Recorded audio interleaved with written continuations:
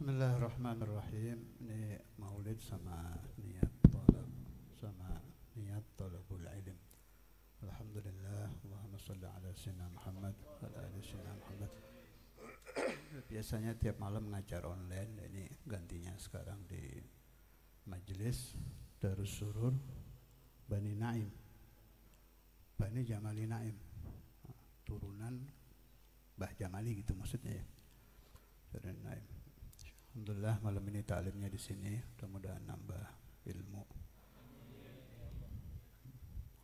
Amma ba'd. Jadi cinta itu, cinta kepada Nabi terutama, nanti wali-wali tinggal diikutkan. Cinta kepada Nabi Muhammad SAW, kemudian rindu itu tidak bisa dibacakan di dalam hati. Saya cinta, saya rindu, dusta itu nggak bisa. Apalagi untuk orang-orang yang sudah tua seperti saya, Haji Mukhtar, Habib Ahmad, yang sudah macam-macam kehidupan. Bangun tidur ada masalah anak, ada masalah cucu, ada masalah santri. Bohong itu kalau orang bilang saya cinta. Nggak ada. Karena itu para ulama yang arif bijaksana membagi dan mengajarkan cara membangkitkan cinta kepada Nabi. Harus dibangkitkan, gak bisa muncul sendiri. Saya sholawat tiap hari 10.000, saya cinta, dikata inti, bukan kata ilmu itu, bukan. Cinta dengan menyebut nama beda tuh. Saya tidak mengatakan baca sholawat ala Muhammad tidak baik, saya sendiri ahli sholawat. Bukan, ini kan sedang bahas cinta, bukan bab baca sholawat, beda lagi. Tinggi mana membaca sholawat dengan cinta kepada Nabi? Tinggi cinta kepada Nabi. Sholawat itu wasaid, perantara untuk ke sana. Kalau seorang mencintai Nabi sekelas Sayyidina Abu Bakar As-Siddiq yang sudah sampai maqam mahabbah, kan terbukti hartanya dikasihkan Nabi, ada ular mau gigit kaki beliau dikasihkan, nyatalah memang muhib. Sholawat Sayyidina Abu Bakar 1 kali dengan inti seumur hidup nggak bisa dibanding gitu. Nggak bisa. Saya mulai balik sampai mati baca Rasulullah dengan Sayyidina Abu Bakar sekali aja. Allahumma salli ala sayyidina Muhammad wa ala ali sayyidina Muhammad kama sallaita ala sayyidina Ibrahim. Dibandingkan nggak bisa. Boleh dicek nanti di akhirat, di mizan, di catatan amalan. Sholawat orang akhir zaman dengan sholawatnya sahabat sekelas Sayyidina Abu Bakar 1 kali aja. Berat mana coba timbangannya? Sebab mereka bukan menyebut nama, betul-betul mahabbah kepada Nabi Sallallahu Alaihi Wasallam. Dah, saya ingin membuka pikiran Anda tentang cinta Nabi biar paham, biar enggak ngaku-ngaku saja teriak-teriak tiap malam tapi hatinya kosong. Teriak-teriak bagus, jangan dibilang berarti nggak bagus. Jangan bodoh-bodoh kalau belajar, pinter dikit itu. Nyebut-nyebut namanya bagus, ya. Ada masalah. Cuma ini kan lagi saya buka biar paham. Jadi nanti pura-puranya hilang, merasa menjadi ahli sholawat, ahli mahabbah, jadi paham, oh saya nggak ada apa-apanya, itu tujuannya ke sana. Kita ingin mengenal Nabi Muhammad SAW seperti sahabat mengenal Nabi sudah tidak mungkin, udah nggak bisa. Kita ini kebagian warisan sisa-sisa. Cara bab waris apa kan? Asobah, itu pinter ahli fikihnya mulai bersuara. Asobah, ya sisa-sisa saja. Nggak bisa. Ada orang punya istri cantik, cantik betul, pakai hijab. Malam pertama dia rasakan, mahabbahnya kan muncul, jamil ini, muncul mahabbah. Besoknya cerita ke temannya. Bisa nggak dia merasakan cinta seperti orang yang bertemu langsung? Nggak bisa, mustahil, udah nggak ada. Mustahil orang mencintai tapi tidak mengalami, nggak bisa, udah nggak mungkin.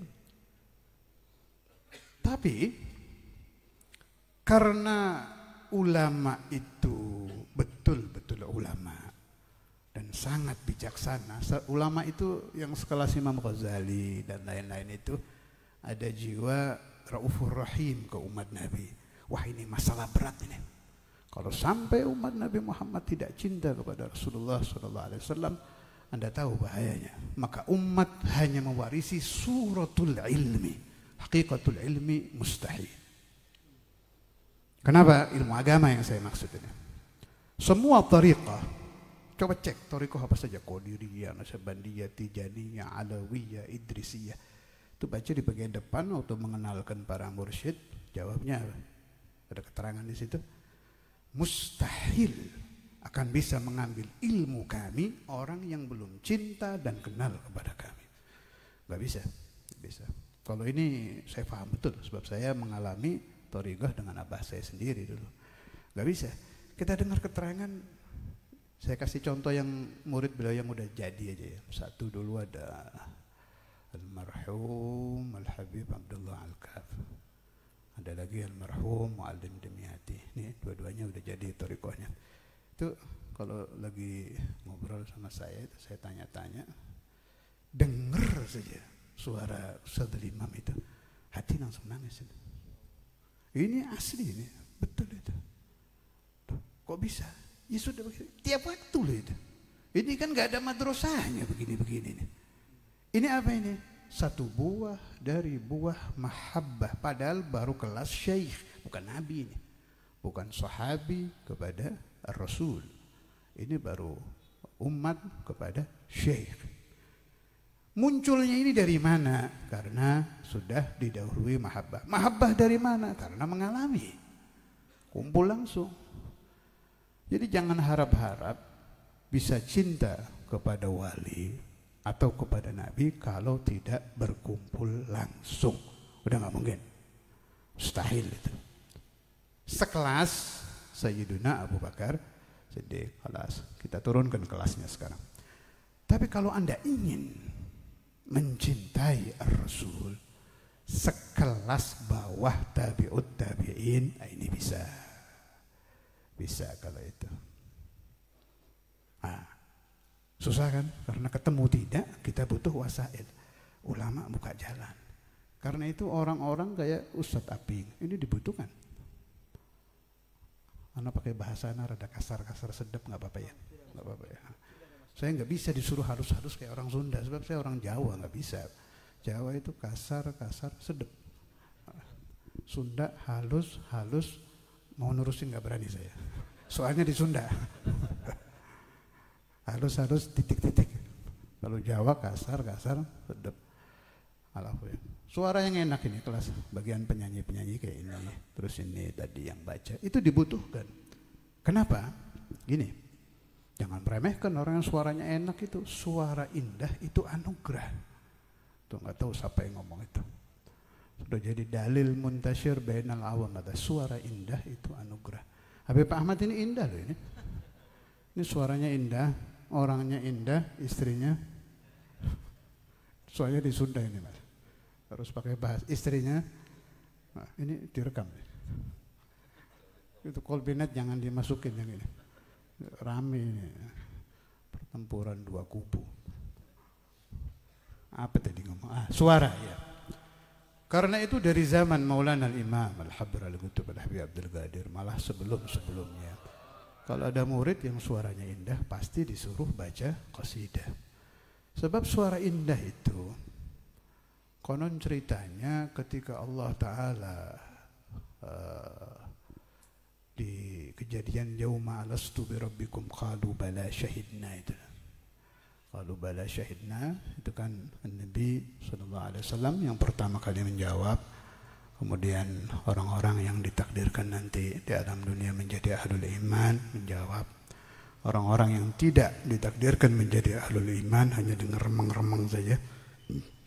Itu memunculkan, ini jangan sampai salah paham, ini hati-hati, ini masalah akidah, memunculkan rasa lezat di hati.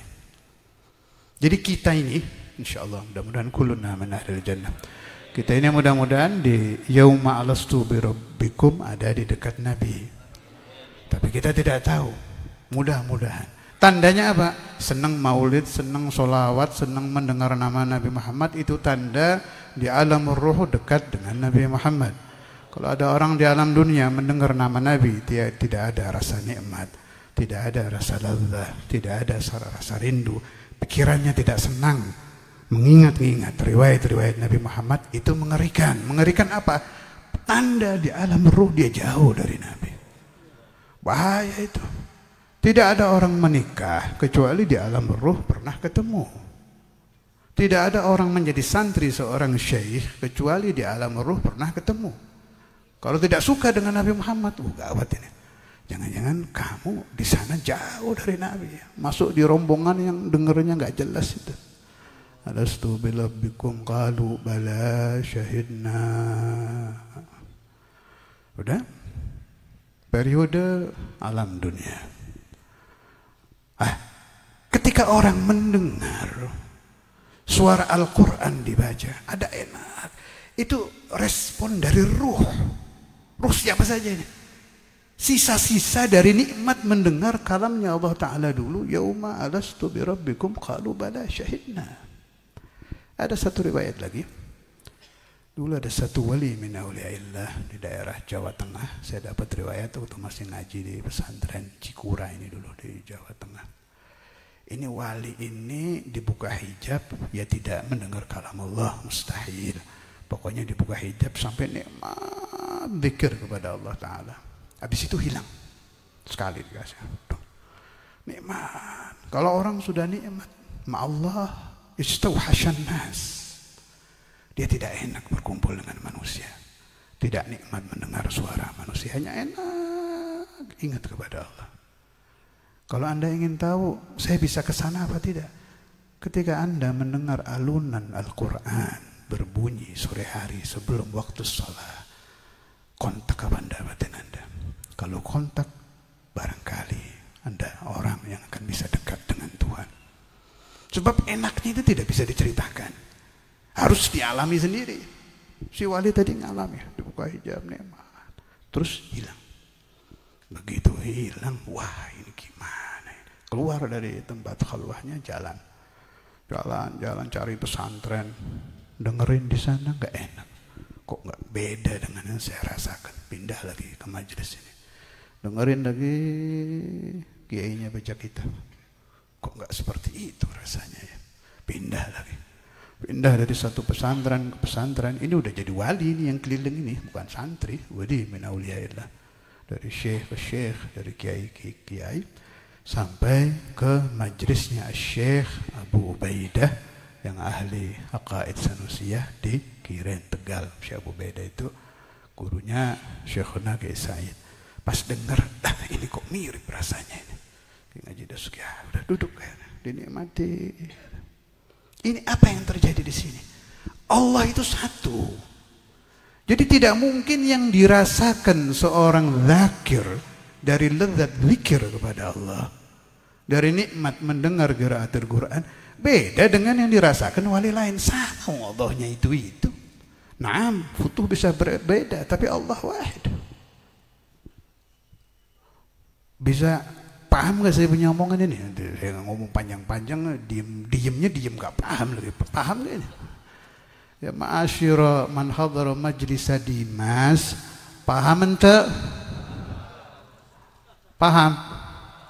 Ngomong panjang-panjang, gak ada yang paham. Yang mending baca sholawat lagi. Dah, terus kembali kepada masalah mahabbah. Karena itu, suara indah kalau dipadukan dengan qiraatul Quran, dengan sholawat ala Nabi, dengan qasaidul aulia, bisa memunculkan greget gitu.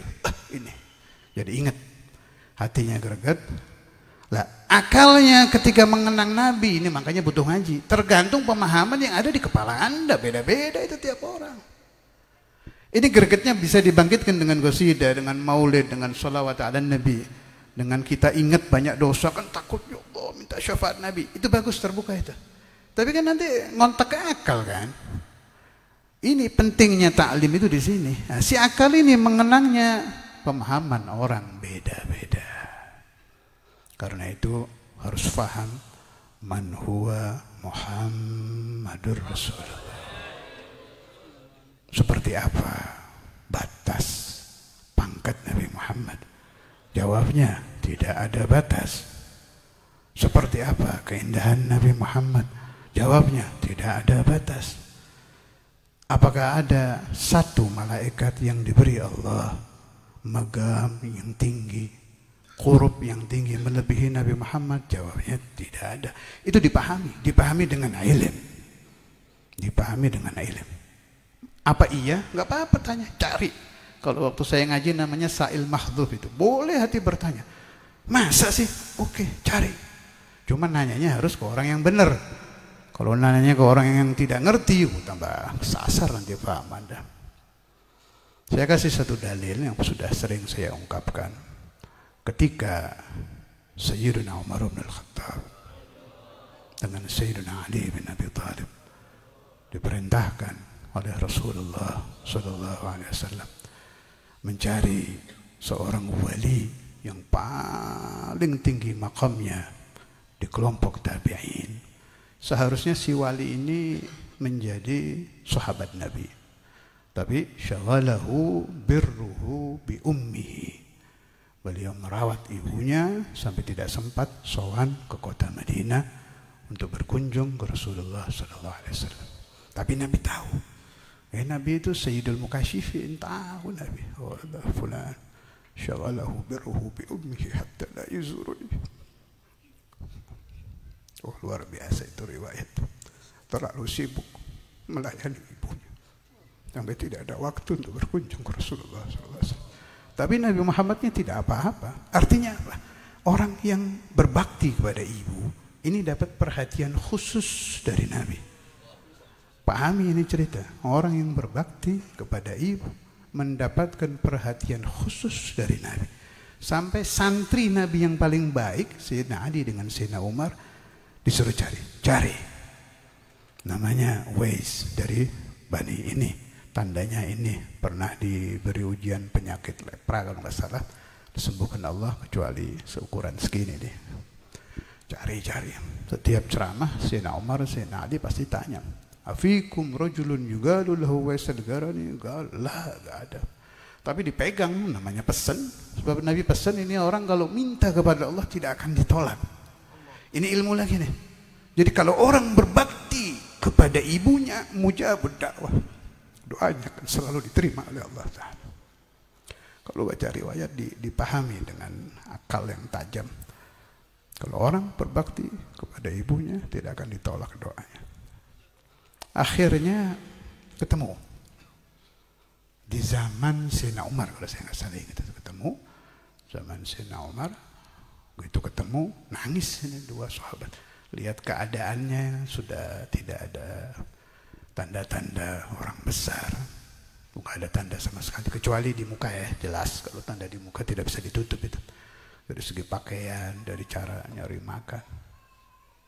Akhirnya ringkas cerita, meminta doa, dijawab oleh Sayyidi Wais al-Qarani, saya tidak pernah khusus mendoakan satu orang. Tapi saya doakan semua umat. Ketika Sayyidina Umar dan Sayyidina Ali minta diistighfari, akhirnya dibacakan istighfar, didoakan. Ada pesan yang bagus di cerita itu. Ya Umar wa ya Ali, kalian berdua tidak mengenal Rasulullah SAW kecuali dhilluhu, hanya bayang-bayang Nabi. Wow, ajib ini. Beliau bisa tahu itu. Berarti seperti apa Nabi Muhammad itu? Sayyidina Ali a'lamul ulama, babu madinatil ilmi. Boleh dikatakan a'lamun nas ba'da Rasulullah sallallahu alaihi wasallam Ali bin Abi Thalib. Saya tidak bilang afdal a'lam. Amma afdal Sayyidina Abu Bakar As-Siddiq. Sayyidina Umar bin Khattab ini punya ilmu unik. Bisa kejar-kejaran dengan wahyu. Kadang wahyu belum turun, omongan beliau sudah pas kejadian. Berapa kali lupa saya. Ada babnya itu. Muwafaqahnya, mencocokinya, khatirnya Sayyidina Umar dengan wahyu, bukan dengan ilham, dengan wahyu Al-Quran. Sudah pernah saya bahas di Wali Songo, silakan cari babnya ada itu. Tapi dipastikan oleh Sayyidil Uwais Al-Qarni, orang sekelas Sayyidina Ali dan sekelas Sayyidina Umar hanya mengenal bayang-bayang Nabi Muhammad SAW. Dan kira-kira anak sampai ini seberapa kenalnya itu? Sudah gitu, nggak boleh baca maulid lagi. Oh, jadinya bagaimana ini? Kita yang ahli maulid saja kenalnya kepada Nabi Muhammad itu masih jauh. Tapi nanti ketika kita menjadi ahlul jannah, insya Allah di situ kita akan tahu seperti apa maqamu Rasulullah sallallahu alaihi wasallam. Karena itu Al-Habib Ali bin Muhammad Al-Habsyi fi ba'di qasaidihi, itu Al-Habib Ali bin Muhammad Al-Habsyi salah satu dari wali yang paling banyak karangan madihah kepada Nabi Muhammad dari kelompok ulama mutaakhirin. Selain beliau ada Syekh Yusuf Ismail An-Nabhani, tapi Syekh Habib Ali bin Muhammad banyak itu. Malah sampai ada yang meneliti tidak ada satu qasidah umpama bukan masalah Nabi ini, masalah lain beliau bikin qasidah, pasti di situ ada madihah di Rasulullah sallallahu alaihi wasallam. Karena itu Habib Ali bilang, nanti kalau saya masuk ke dalam surga, saya tidak akan mencari bidadari, nggak akan nyari ini nyari itu, yang saya cari langsung aina Rasulullah sallallahu alaihi wasallam. Sebab itu kalau Anda cinta ilmu Anda akan terbukti seperti apa maqam Nabi Muhammad. Di dunia nggak ketemu kita soalnya. Sayyidina Ali dengan Sayyidina Umar aja nggak bisa, apalagi kita. Nanti. Karena itu kalau Anda ingin menemukan itu, harus menjadi ahlul jannah. Cara menjadi ahlul jannah harus menjadi orang saleh. Cara menjadi orang saleh harus mencintai orang-orang saleh dan menghadiri majelis orang-orang saleh. Wallahu a'lam.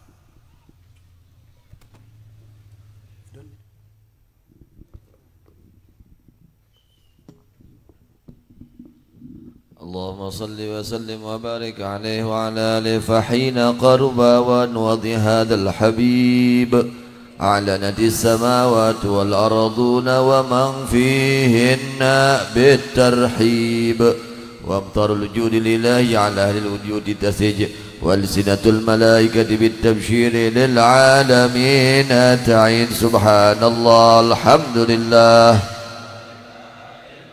والله أكبر. سبحان الله والحمد لله ولا إله إلا الله، والله أكبر. سبحان الله ولا إله إلا الله، والله أكبر. والقدرة كشفت قناع هذا المستور ليبرز نوره كاملا في عالم الظهور، نورا فاق كل نور، وانفذ الحق حكمه على من أتم الله عليه النعمة من خواص الأمة، يحضر عند وذي أمة تانيسا لجنابها المسعود، ومشاركة لها في هذا السماط الممدود.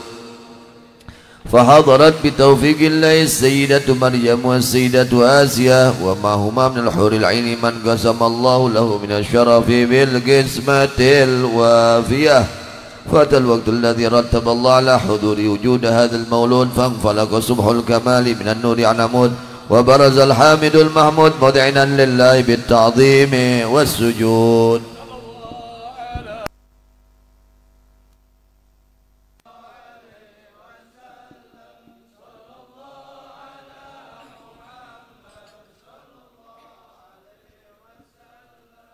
يا نبي سلام عليك، يا رسول سلام، حبيب